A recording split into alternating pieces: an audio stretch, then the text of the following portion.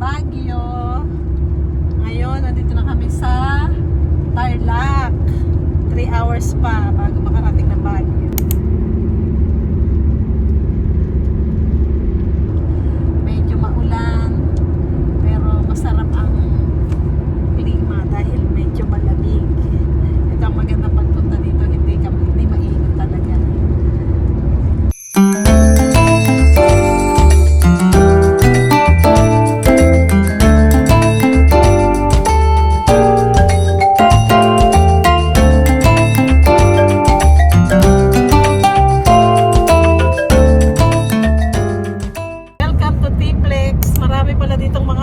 Na dinadaanan hanggang Baguio.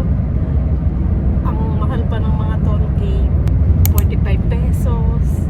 Sumunod 364 ba yun? Tapos may 264, may 172. Naubos na namin pa toll gate. So bali ilan na yung mga nadaanan? Bali nakaapat kaming toll gate na ang mahal ng mga bayan. Kaya dapat pag pupunta kayo ng Baguio, mula kayo sa Cavite or dyan sa bandang South, dapat marami kayong pang toll gate. Ihanda nyo. Talagang gastos ang pagpapatoll gate at ang haba ng biyahe. Kala ko hanggang Baguio ang toll gate. Hanggang dito lang pala sa T-Flex. Marami kasi kayong Lex na dadaanan.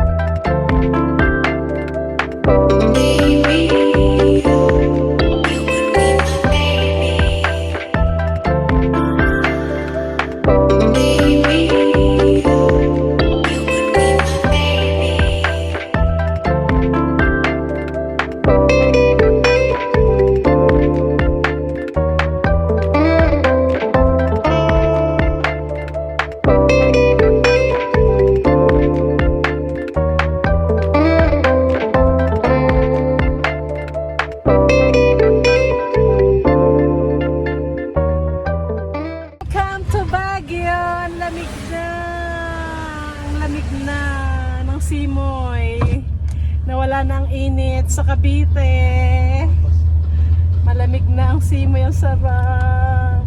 Time check 3 PM. Nandito na kami sa accommodation namin, yung aming hotel, Condotel. sarap ng hangin, ang lamig, grabe. Ay, Diyos ko, parang naiba yung ambience ko. Ang ganda ng lugar, parang makakalimot ka sa problema at sa stress. Napakaganda.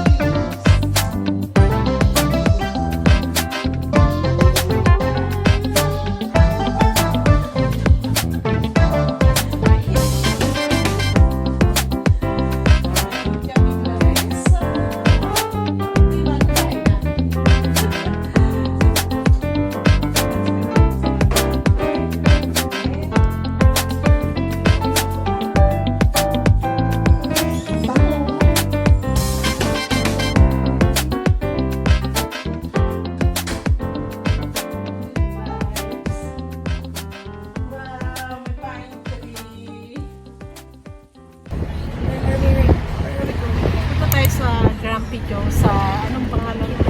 Gibraltar. Gibraltar? Basta yun eh. Basta may give. Yung other than sa other session. Meron pang sa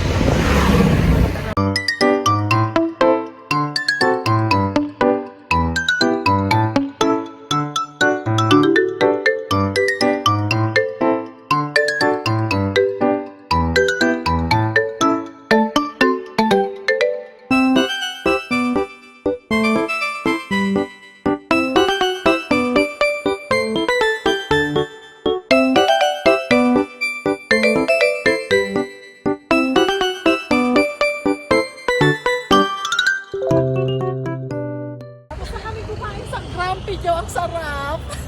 Ang lamig. Mas malamig talaga dito. Patingin kaysa sa lamig. Hong Kong. Patingin nga ako ng Pumunta nilalamig. kami. Grabe lamig. Puro punta pala to. O sige na, mag-jacket ka na. Nagja-jacket na nga ako. Kasi iba ang lamig. Pagkatapos namin kumain, dumiretso naman kami dito sa SM Baguio. Ito ang SM na walang aircon. Parang natural yung lamig niya. Oh! Maiba namang SM. Oh! Ang ganda-ganda ng SM Baguio. Walang aircon pero ang lamig. Grabe. Walang aircon pero naninigas ka sa lamig dito. Siguro lalo na pag December dito. Ang lamig. Dito kami sa SM Baguio. Ganda. Tambay lang. Ang sarap mag-unwind pag ganito ang makikita mo sa paligid. Naman. Gusto nakakaalis ng problema talaga.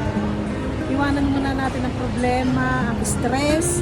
Mag-enjoy muna tayo habang ninanamnam ang malamig na hangin. Ang sarap din mo, no?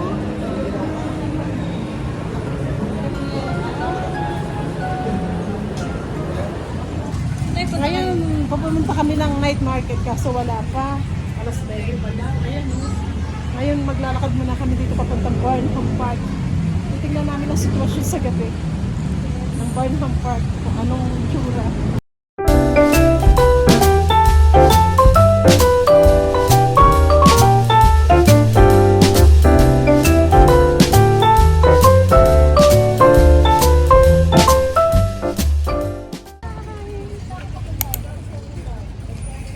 O ngayon, dito kami sa loob ng Barnham Park.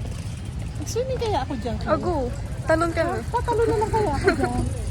Gusto ko kasi sa umaga para magbabike-bike ako. Ayun na mami, may mga bike-bike din dito. Ayun na, mag-bike tayo. Pwede naman tayo mag-bike kung gusto. Ay, parang ang sarap mag-bike. Pwede naman. Diba? Nakakaalis ng... Oo, apata naman yung bike eh. Ako magbabike. Ah, ganda. Oh. Teka, tingnan muna natin dito kaya ng kadilim. Tingnan natin sa gabi. Magbabangka na lang ako mag-isa dyan. Ako magsasagwan. Halika. Magsasagwan na lang ako. Ang ganda ng gabi. Nandito kami sa Barnham Park. Swimming na dito. Sige, talon ka.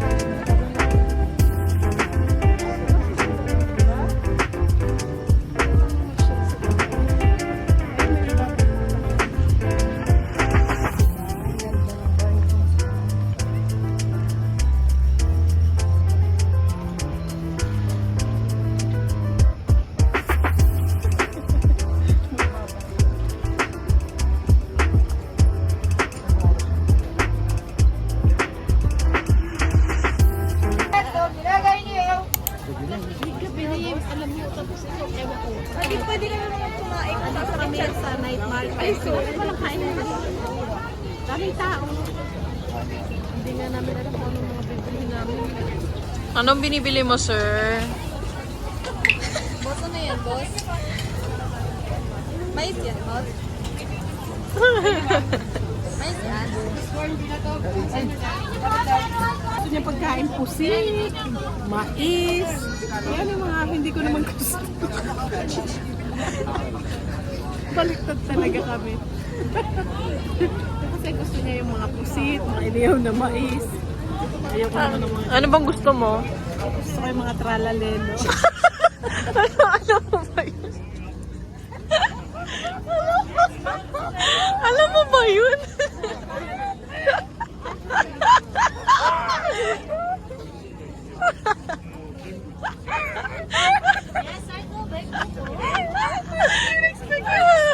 Ano po yan, sir?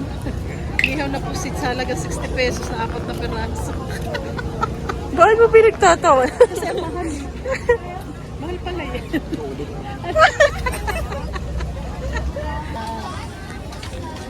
Itong luto yan, bibili kami ng balot na trito. Tikman natin kung anong lasa. Tikman natin kung anong lasa ng balot ha. Pritong balot. Ito ay pritong balot. Pinrito. Kaya titikman natin ang lasa, kung anong lasa. Ha? Tikman natin.